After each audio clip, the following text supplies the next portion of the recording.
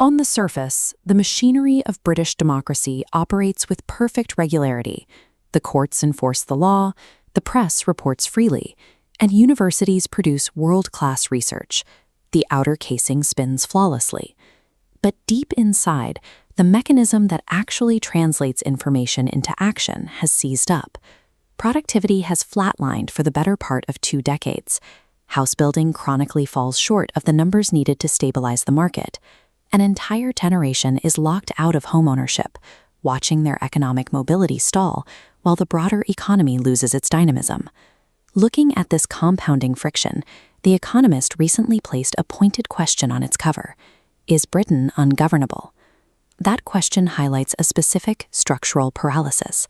A nation armed with rigorous diagnoses, deep institutional knowledge, and every tool required to fix its economy, consistently chooses not to. This timeline maps economic productivity over the last 15 years. To understand the underlying stagnation, we have to look past the political theater at 10 Downing Street. Over this exact same period, 7 prime ministers have moved through that door. They were removed through almost every mechanism available to a modern democracy: the ballot box, a national referendum, and the merciless judgment of the financial markets. Yet across a decade and a half of this hyper-accountability, the core structural indicators, regional inequality, underinvestment, and stagnant output, hardly budged. The cycle of leadership turnover absorbs the country's political energy, leaving the architecture beneath it untouched. In the mid-20th century, the philosopher Karl Popper observed that society had spent centuries obsessing over the wrong question: who should rule? For Popper, the ideal open society doesn't waste time hunting for the perfect leader, because bad or incompetent rulers are inevitable. The goal is to build an institutional architecture capable of identifying errors and safely correcting them. Britain has mastered the first half of that equation. It can remove an occupant with ruthless efficiency. What it has lost is the capacity to correction the architecture itself. This matrix maps the state of functional underdevelopment. The UK sits in quadrant 4. It possesses immense diagnostic clarity, generating endless white papers and commissions, but corrective capacity is blocked. It is the political equivalent of a hospital where the MRI machines work perfectly and the doctors publish brilliant papers on the spread of a tumor, but the surgeons are barred from operating because the hospital board profits from selling the patient painkillers. This chart shows exactly how that dynamic plays out in the UK housing crisis.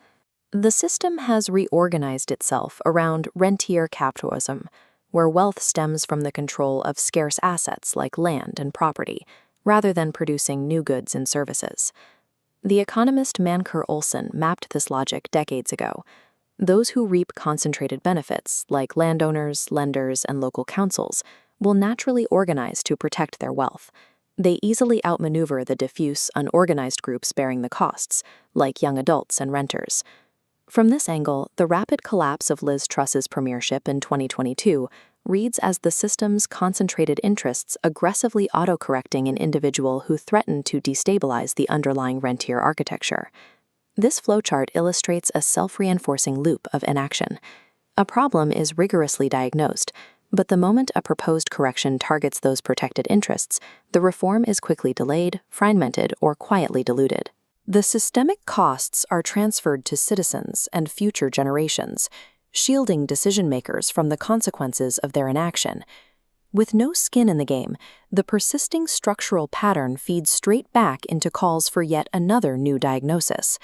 The political system is operating exactly as designed.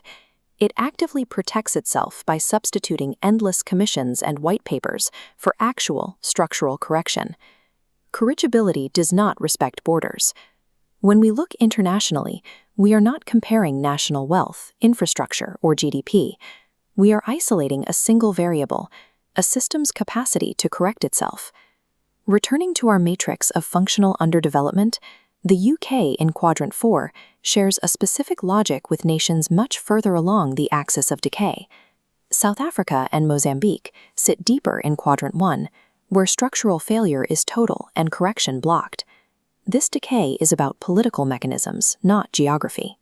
Mauritius and Botswana navigated similar pressures by preserving their ability to act on their own diagnoses.